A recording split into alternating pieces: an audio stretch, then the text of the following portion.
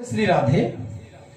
जब युधिष्ठिर ने श्री कृष्ण से श्रावण मास की एकादशी के बारे में प्रश्न किया तो वासुदेव कहते हैं, हे युधिष्ठिर, जो नारद जी ने किसी समय ब्रह्मा जी से प्रश्न किया था, मैं उसी समय का व्याख्यान तुम्हें सुनाता हूं।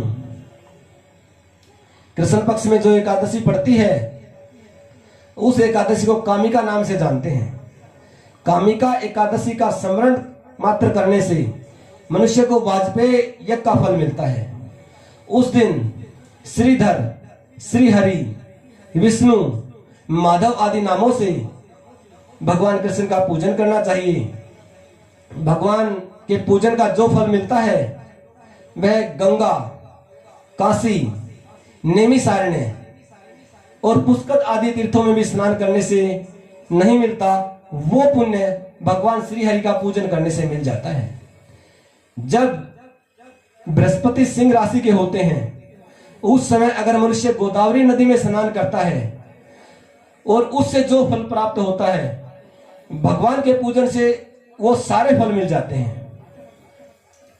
जो समूची पृथ्वी का काननों सहित दान करता है, वन पर्वत और काननों सहित समूची पृथ्वी का जो दान करता है, या जो सभी सामग्रियों से परिपूर्ण एक ब्याई हुई गाय का दान करता है, उसे गंधर्वों, नागों और संपूर्ण पूजन के सहित संपूर्ण देवताओं के पूजन का फल मिलता है। उतना ही फल इस कामिका एकादशी का व्रत करने से मिल जाता है।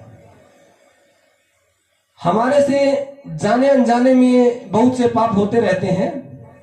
इन पापों के निवारण हेतु हमें कामिका एकादशी का व्रत अवश्य करना चाहिए। यह व्रत अति उत्तम है। हम पूर्ण प्रयास करके इस व्रत का पालन करें, उपवास रखें और रात्रि को श्री हरि भगवान का जागरण करें, क्योंकि इसमें हर एकादशी के व्रत में जागरण का विशेष महत्व है। अगर हम दिन में व्रत करते हैं, रात्रि में जागरण करते हैं, तो इसका पुण्य कई गुना बढ़ जाता है। और इस कामिका एकादशी वाले दिन हमें तुलसी जी का पूजन भी अवश्य करना चाहिए और तुलसी दल और तुलसी मंजरी से श्री हरि भगवान का पूजन करना चाहिए। उन्हें तुलसी दल और मंजरी का भोग लगवाना चाहिए, क्योंकि तुलसी जी को हम दर्शन मात्र से दर्शन करते हैं, जल का सिंचन करते हैं, तो वो हमें सब रोगों से मुक्त कर देती हैं और हमें यमराज का दर्शन नहीं करना पड़ता। ये तुलसी जी का महत्व है। और जब हम उसे वासुदेव के समक्ष प्रस्तुत करते हैं तो इतनी प्रसन्न होती हैं कि हमें मोक्ष तक प्रदान कर देती हैं। और इस दिन जो सुबह और शाम दोनों वक्त सुबह घी का दीपक जलाएं और शाम को तिल के तेल का दीपक जलाएं। अगर हम ऐसा करते हैं तो ऐसा करने से हमारे पितर, जो हमारे पितर गए हुए हैं, वो अमृतपान का अनुभव करते हैं और हमें करोड़ों आशीर्वाद देते हैं, जिससे हमारी संतति बढ़ती है, हमारे घर में उन्नति होती है और हर काम में हमें सफलता मिलती है। इसलिए उस दिन आप दोनों समय दीपक अवश्य जलाएं।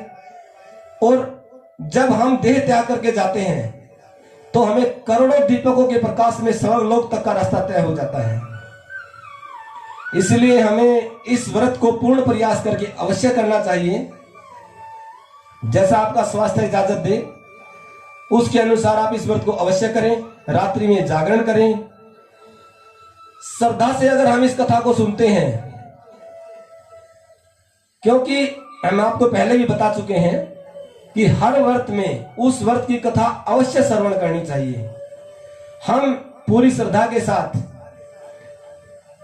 ब्राह्मण के मुख से इस कथा का श्रवण करते हैं तो हमें सर्वलोक की प्राप्ति होती है और अंत में विष्णु लोक में प्रतिष्ठित होते हैं। इसलिए आप सभी व्रत को करें और पूर्ण लाभ प्राप्त करें। हर हर महादेव, हर हर महादेव, हर हर महादेव। हर हर महादेव। आगे भी महाराज जी के श्रीमुख से कथा प्रसंगों एवं विशेष उपाय को जानने के लिए महाराज जी के YouTube चैनल को लाइक, सब्सक्राइब व शेयर करें और बेल आइकन अवश्य दबाएं।